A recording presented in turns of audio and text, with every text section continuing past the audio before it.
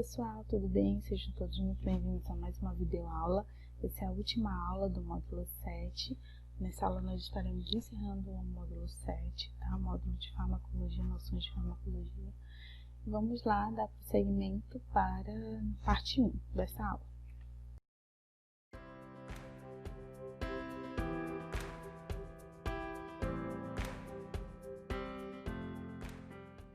Na parte 1 dessa aula, nós iremos falar sobre a farmacologia dos antidiabéticos ou hipoglicemiantes orais. O diabetes, ela inclui um grupo de doenças metabólicas caracterizadas pela hiperglicemia. E o que é a hiperglicemia? É o aumento constante e descontrolado da glicose, dos níveis de glicose no sangue. O diabetes é uma doença lenta e progressiva, com perda importante da qualidade de vida. Aqui nessa figura nós temos o controle fisiológico da glicose no sangue, ou seja, controle normal do corpo. Como a gente se alimenta, a alta taxa vai aumentando, né? A gente vai fazendo metabolismo dos carboidratos e a gente vai tendo aumento da taxa de glicose no sangue. Esse aumento ele estimula as células beta do pâncreas, que faz com que se libere a insulina, esse hormônio, no sangue. A insulina chega aqui no fígado e ela faz essa função bem aqui. Ela chega no fígado, liga no receptor, ativa o transportador de glicose, que vai facilitar a entrada da glicose nas células, ok? Para quê? Para armazenamento. Passadas as horas depois de alimentar, a gente começa a ter uma baixa taxa de glicose no sangue. Essa baixa taxa de glicose estimula as células alfa para liberar outro hormônio, que é chamado de glucagon.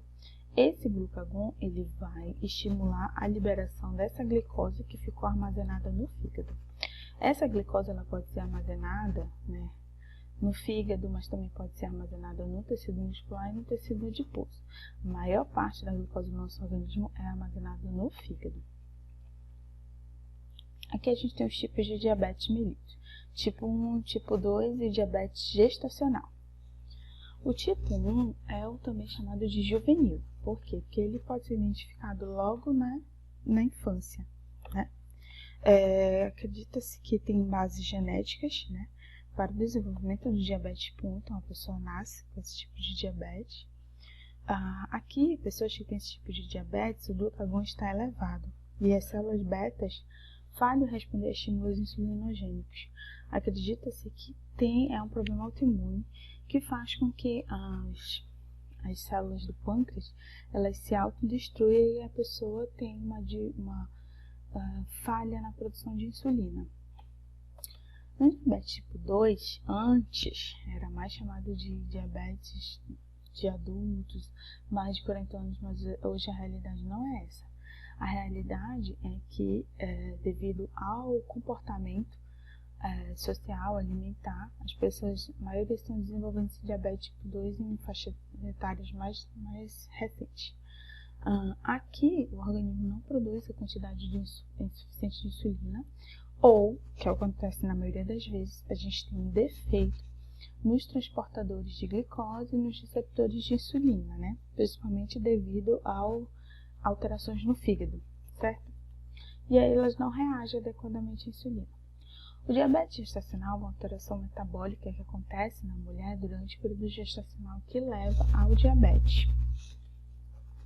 Quais os fatores de riscos? Esses são os fatores de riscos, né, que podem levar ao desenvolvimento do diabetes, mas em especial a gente tem excesso de peso, alimentação inadequada, sedentarismo e histórico familiar.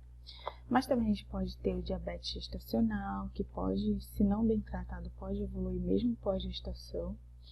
Síndrome de ovários policísticos sem tratamento, porque eleva a sensibilidade à insulina.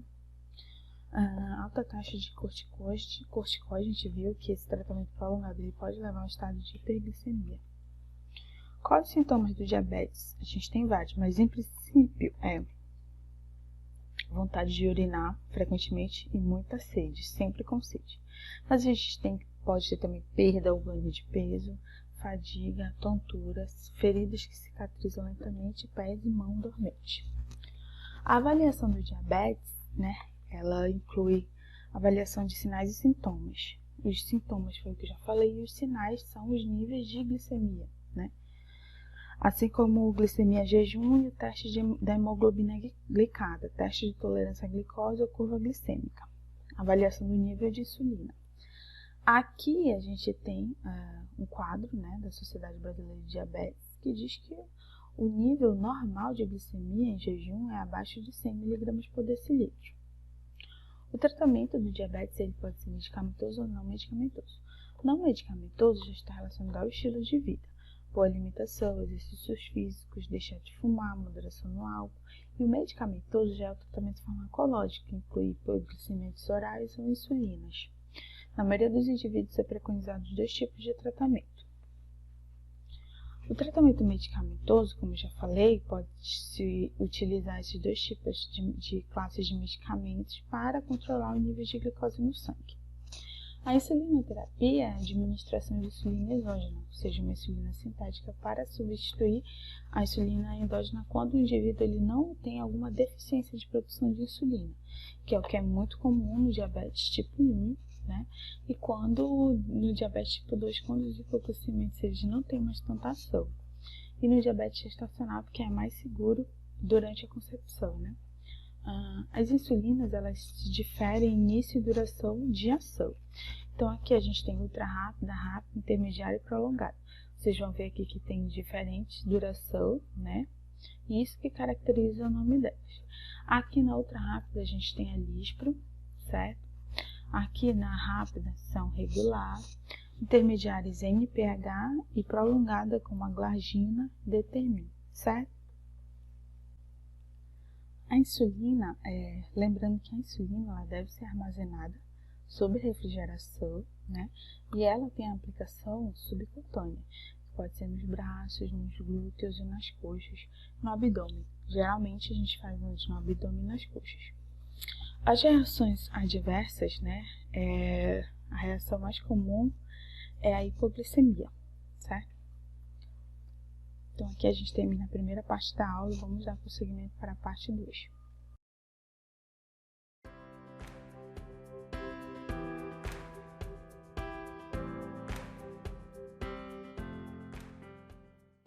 Na parte 2 dessa aula, nós iremos falar sobre os hipoglicemiantes orais, como, por exemplo, sulfonilureias. Os representantes dessa classe são a glibenclamida, glipizida e glimepirida. Aqui são esses medicamentos, estimulam a produção endógena de insulina pelas células beta do pâncreas. A gente tem também biguanida, como a metformina, né, que diminui a produção hepática de glicose. A gente tem a metformina e também tem a apresentação glifado XR, que é muito utilizado. Esse XR, ele representa uma liberação prolongada e ele foi desenvolvido para gerar menos incidência de efeitos gastrointestinais. A gente tem as glinidas, como a repaglinida e nateglinida, né? Elas também estimulam a secreção de insulina pelas células do pâncreas. A gente tem também as glitazonas, que atuam aumentando a sensibilidade à insulina no tecido muscular hepático adiposo. A gente tem a pioglitazona, né, que é o representante. A gente tem o inibidor de alfa-glicosidase, que aqui é a arcabose, o fármaco representante dessa classe. Ela causa retardo na digestão e absorção dos carboidratos do intestino delgado. Então, assim, como que se escolhe a classe? Isso vai depender, né, do histórico médico, histórico de doenças associadas, doenças crônicas, estado da pessoa. Então o médico ele faz essa avaliação para definir qual o melhor hipoglicemiante oral. E se eu não controlar o diabetes? O problema é que eu já falei que o diabetes é uma doença progressiva, então ele pode vir a afetar outros órgãos, levando a diversas condições que são muito mais graves, como a retinopatia diabética, que é uma alteração na retina. A gente pode ter acidente vascular, a gente pode ter levando a problemas no coração, danos permanentes nos rins, levando a insuficiência renal, dificuldade de cicatrização, que pode levar a perda de membros, e neuropatia periférica, que é uma doença nos nervos. Aqui a gente termina a parte 2 dessa aula, vamos dar prosseguimento para a parte 3.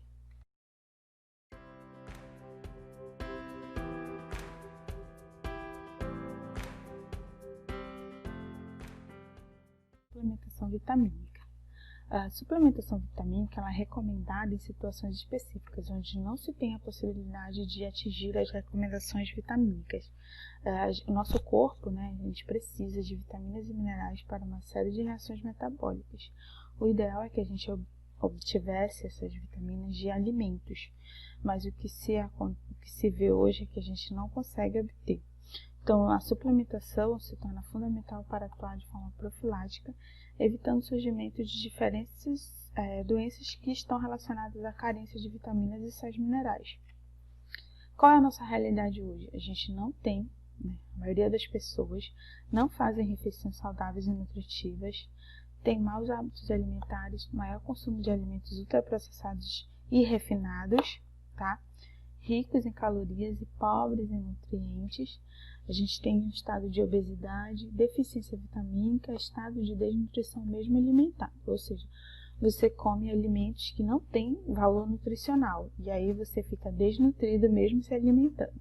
Nesse sentido, o suplemento ele é um grande aliado e ele pode ser um tipo de vitamina, né, como por exemplo a vitamina C, ou um complexo multivitaminas, que a gente tem vitaminas e sais minerais. Ele deve ser individualizado conforme a faixa etária, né?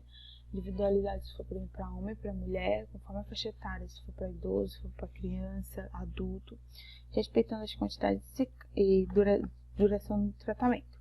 Então, aqui, por exemplo, a gente tem um complexo B, vitamina C, a gente já tem aqui um complexo multivitamínico para mulher, e aqui a gente tem os sais minerais associados com uma vitamina, né? Quando a gente fala de suplementação vitamínica, a gente está falando de reposição de vitaminas e sais minerais ou minerais. Aqui a gente tem essa tabela e as outras que eu vou passar estão todas na apostila de vocês, então bom, eu vou falar aqui rapidamente e depois vocês vão lá na apostila e leiam item a item, tá? Por favor. Todas essas vitaminas B, de B1 até B12, elas compõem o complexo B, certo? Esse nome é um segundo nome, né? A gente pode chamar B1 ou tiamina. Tá? É o segundo nome dessas vitaminas que muitas das vezes, quando vocês forem ler lá o rótulo, a caixinha dos suplementos, pode vir esse nome ou esse aqui. Então, a gente tem vitamina C, vitamina A, D, E e K. Aqui são algumas vitaminas, a função dela, o que a sua presença possibilita, né? E com fontes naturais que podemos obter. Vitamina A é muito importante, né, para a saúde dos olhos, certo? O complexo B, né, todas as vitaminas do complexo B, mas a gente tem em especial B1, né, é muito importante para o metabolismo de carboidratos, absorção de oxigênio pelo cérebro, certo? Vitamina B2 também tem benefício na visão.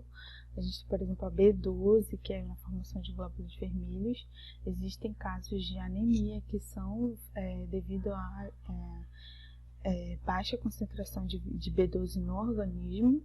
A gente tem a vitamina C, né, que a gente já vem falando muito sobre o fortalecimento do sistema imunológico. A vitamina D ela também tem uma ação para auxiliar o sistema imunológico e também para a fixação de cálcio, né?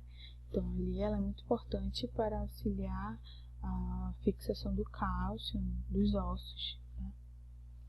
Então, por exemplo, a gente tem essas outras aqui, vitamina E, antioxidante, B7, que é muito importante para a saúde dos cabelos e das unhas também.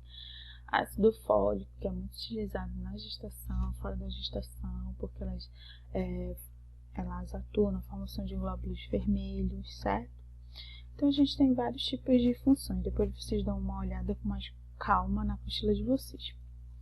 Aqui a gente tem alguns exemplos de minerais, né?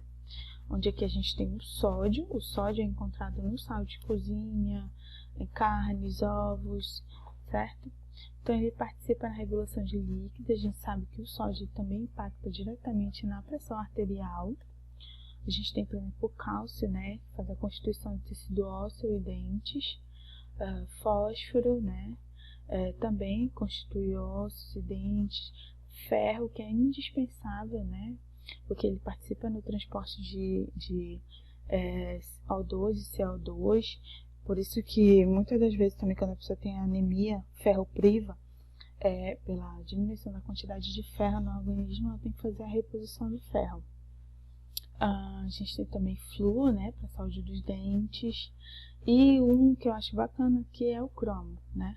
O cromo, ele potencializa a ação da insulina, então ele é muito interessante ser usado para quem tem diabetes, certo?